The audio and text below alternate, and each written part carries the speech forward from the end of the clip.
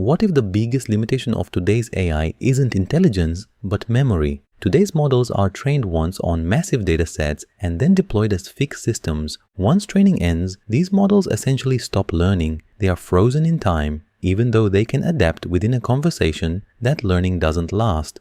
Over the last few years, progress has been driven by large language models powered by the Transformer architecture, which was introduced by Google in 2017 with the famous "Attention is all you need" paper. Since then, improvements in architecture, optimization, and massive scaling have made these models far more capable, but they haven't changed a fundamental constraint. The models still don't continue learning after training.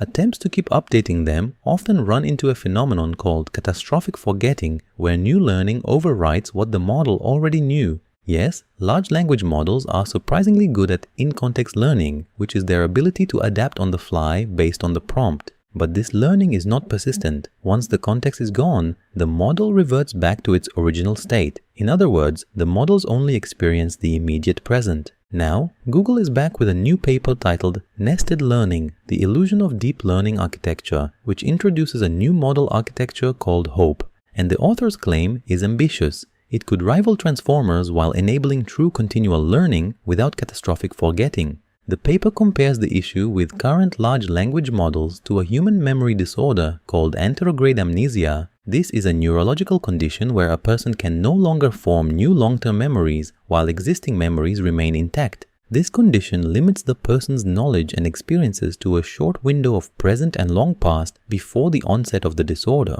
To overcome this, Google proposes a new learning paradigm called nested learning, designed to more closely resemble how memory and learning interact in the human brain and perhaps break the frozen in time limitation.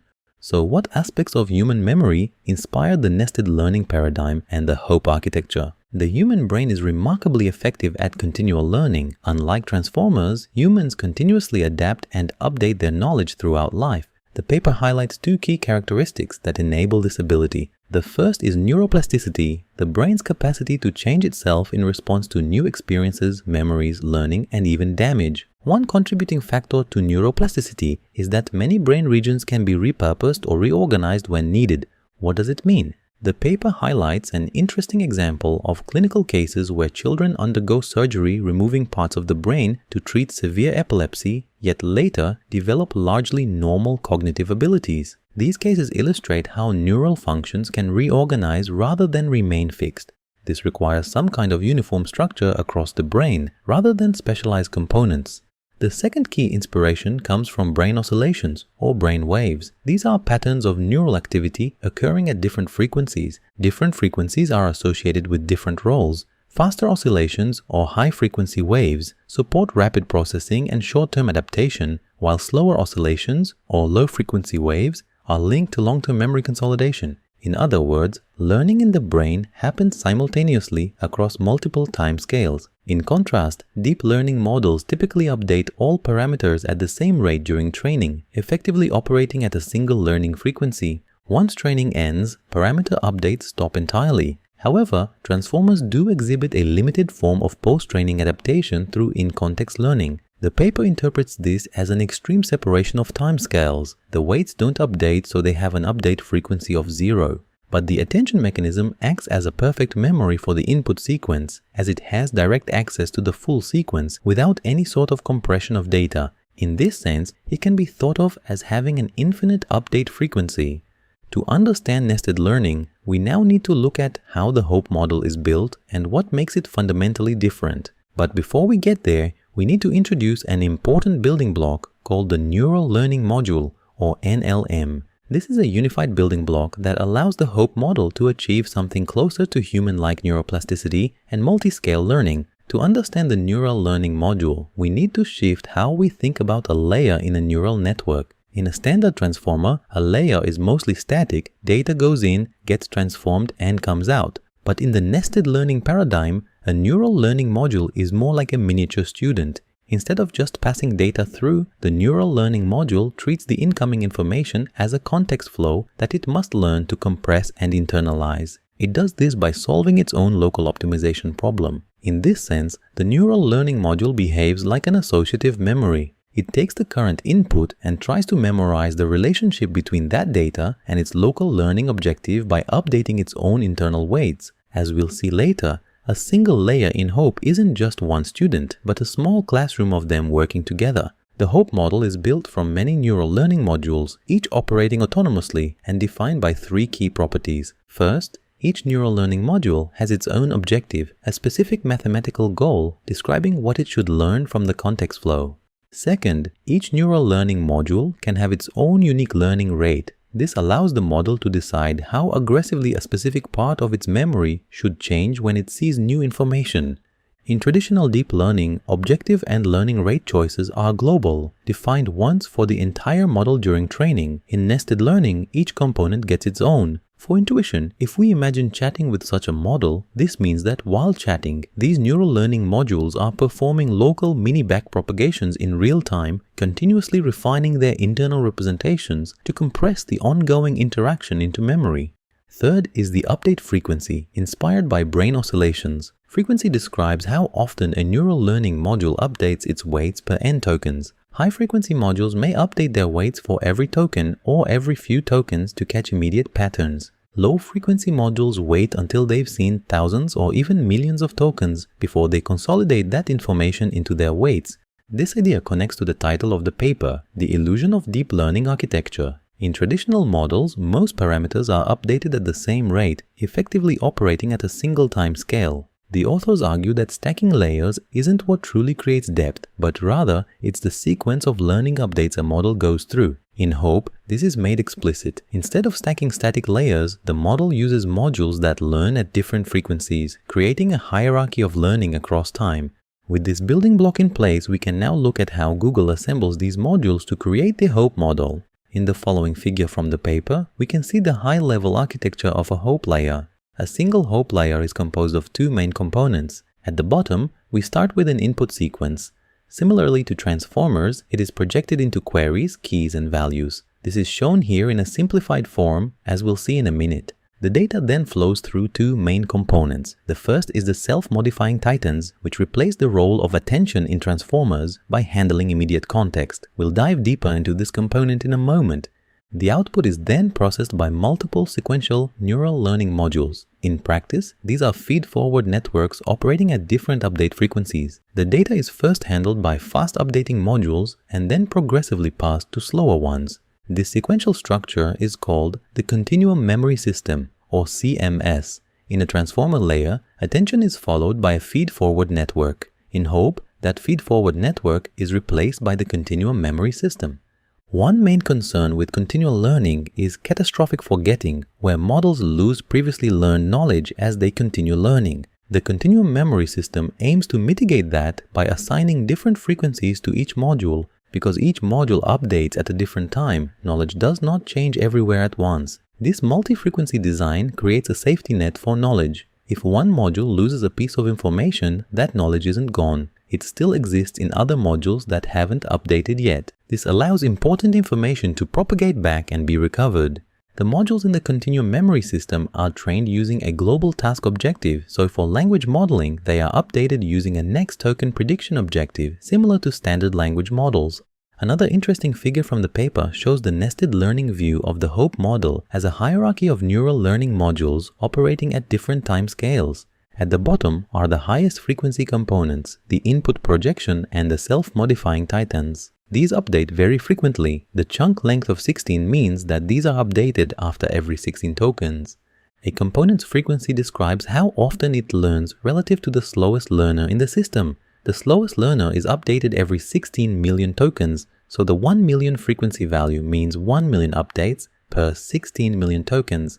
The figure also shows BPTT length. This stands for backpropagation through time. This comes from recurrent neural networks, and the HOPE model is indeed a recurrent model. In traditional recurrent networks, a hidden state, usually a vector, is updated over time. In HOPE, the hidden state is the model's own weights, which are updated using an optimizer rather than a fixed update rule.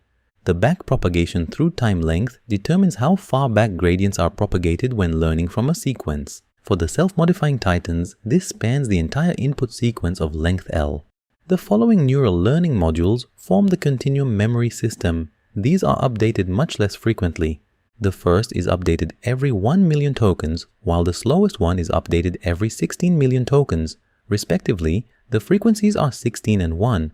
Unrolling gradients across such long histories would be computationally infeasible. Therefore, the lowest frequency module has a backpropagation through time length of 1, meaning it does not unroll through past tokens at all. However, its update contains information from past tokens as it is being accumulated over time between two updates. For intermediate modules in the Continuum Memory System, a hyperparameter controls the trade-off between computational efficiency and capturing longer sequential dependencies. Now that we have a better understanding of Hope's high-level architecture, let's dive deeper into what happens inside the self-modifying titans. On the left, we start with our input token XT. In practice, the sequence is processed in chunks, but here we focus on a single token for simplicity. The titan block has two processing pathways: a retrieval pathway, which produces the current output, and a self-modification pathway, which updates the system itself. Let's begin with the retrieval path. The input token is first projected into a query vector Qt using a projection matrix WQ. This query is then passed via a memory module denoted M-memory. The role of this module is to serve as the active memory of the input sequence. The architecture used for this memory in Hope is a two-layer MLP. In the retrieval pathway, nothing is updated yet. The query simply retrieves the most relevant information from the current state of the memory. This retrieved information becomes the output of the titan at this step. Now that we understand how the output is generated, we can expand on the self-modification pathway of the self-modifying titans. In the nested learning paradigm, every module is updated using its own internal objective. For the titan's memory, that objective is to behave as an associative memory that memorizes the input sequence. To do this, it uses an L2 regression loss, defined by the following formula. This loss teaches the model to map between keys and target values. To construct these keys and values, the input is processed through a dedicated module for each. These modules are neural learning modules, so unlike transformers, where keys and values are fixed projections, here they are generated by adaptive components that evolve over time and through the processing of the input sequence. To calculate the first part of the loss, the keys are passed via all updated modules. But for the second part of the loss, currently, we only have a single global target value. The value is the target which the model tries to memorize, so to allow better adaptability, we convert this global target value into dedicated target values for each of the modules, allowing each component to learn its own representation of the input. This is done by passing the global value via the modules themselves. The loss is then calculated between the processed keys and the dedicated target values. But the self-adaptation goes even further. The optimizer itself, the mechanism that updates the memory, is also learned. The model dynamically generates its own learning rate and decay factor using dedicated modules. The learning rate controls how aggressively new information is incorporated, while the decay factor determines how much past memory is retained or forgotten. Both of these modules are also self-adaptive, so they also generate their own values for the loss calculation. This also means that the self-modifying titans component learns how to update itself. Importantly, this entire self-modification process is self-guided. Each module decides what to store based only on the input it sees, rather than the global task objective. To ensure alignment with the global task, the initial states of these modules are trained using the global loss. Let's now look at some of the results presented in the paper. In the following table, we can see the model performance on needle in a haystack tasks. These tasks require the model to retrieve a small piece of information hidden inside a long input sequence. In the upper two rows, we can see that Hope clearly outperforms the transformer model. The model called Hope Attention is using an attention block instead of the self-modifying titans. Therefore, the improvement can be attributed to the Continuum Memory System in this case. Compared to recurrent baselines, Hope also shows strong gains. At the bottom row, we can see the results of the Hope model with the self-modifying titans, which also outperforms the transformer model but doesn't outperform the Hope Attention model. The authors explain this result by noting that attention effectively acts as a perfect memory, since it can cache all past tokens without compressing them. Because of this, parametric models like Hope, which must compress information into their weights, are not expected to outperform attention on pure recall tasks like this. That said, without the attention block, standard Hope avoids the quadratic cost of attention, making it much more scalable to long sequences. Next, the paper evaluates performance on language modeling and common sense reasoning tasks. Across these benchmarks, Hope achieves the best average performance compared to all baselines, shown in the right column, both at 760 million and 1.3 billion parameters. This shows that the architectural changes introduced by Hope do not come at the cost of general language ability. Finally, one of the central goals of the paper is improving continual learning. In the following figure, we can see that Hope outperforms existing continual learning approaches across multiple benchmarks. If you found this content valuable, please subscribe and hit the like button to support the channel. We also send 1-minute read summaries by mail about the papers we review here. Thank you for watching and stay tuned for more reviews of AI papers.